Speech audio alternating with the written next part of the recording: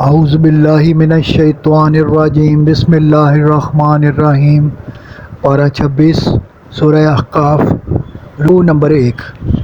قرآن نازل کیا اللہ نے جو زبردست حکمت والا ہے، جس نے زمین و آسمان اور اس میں ہر شے کو بنایا، اور جو لوگ اللہ کو چھوڑ کر اوروں کو پوجتے ہیں، بتائیں کہ ان کے معبودوں نے زمین یا آسمان میں کیا بنایا؟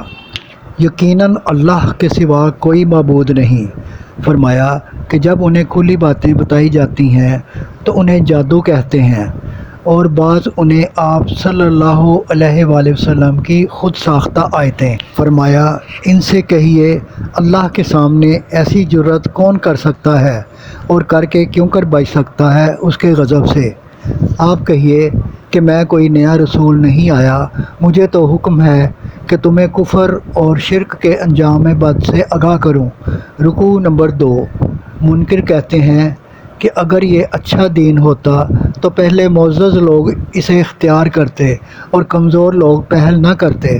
فرمایا کہ اس سے پہلے تورات کے ذریعے ہدایت بھیجی گئی، اب یہ قرآن اسی کی تائید و تصدیق کرتا ہے کہ ظالموں کو ان کے انجام سے ڈرائے اور نیک لوگوں کو خوشخبری دے، اور ایمان لانے والوں اور اس پر قائم رہنے والوں کو نہ خوف ہے نہ رنج ہے، ان کا ٹھکانہ بہشت ہے جہاں سدا رہیں گے۔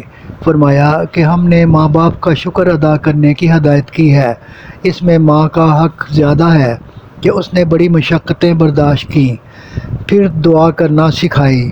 فرمایا کہ قبر سے دوبارہ زندہ ہونے کا انکار کرنے والے عذاب سمیٹ رہے ہیں۔ فرمایا قیامت کے دن منکرین کو دوزخ کے اوپر کھڑا کیا جائے گا کہ تم نے آخرت چھوڑ کر دنیا اختیار کی، اب یہاں فقط ذلیل کرنے والا عذاب ہے، یہ تمہارے خواہ مخواہ اکڑتے رہنے کا بدلہ ہے۔ رکوع نمبر 3۔ فرمایا اللہ کے سوا کوئی مددگار نہیں، اور قرآن کو جنات تک نے مان لیا اور کہا یہ سچا دین ہے اور سیدھی راہ، اور جنوں نے قوم سے کہا کہ حق کی دعوت مان لو تو اللہ تمہارے گزشتہ گناہ معاف کر دے گا اور دردناک عذاب سے بچا دے گا، اور ایسا نہ کرنے والے کو بچانے والا کوئی نہ ہوگا۔ اللہ جس نے زمین و آسمان بنائے اور نہ تھکا، وہ مردہ کو بھی زندہ کر دے گا، اور پھر منکر سزا بھگتیں گے۔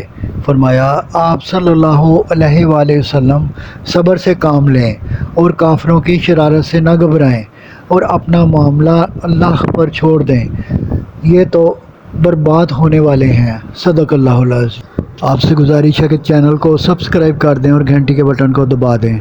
دعا ہے کہ اللہ تعالیٰ آپ کو صحت و تندرستی والی زندگی عطا فرمائے۔ آمین ثم آمین یا رب العالمین۔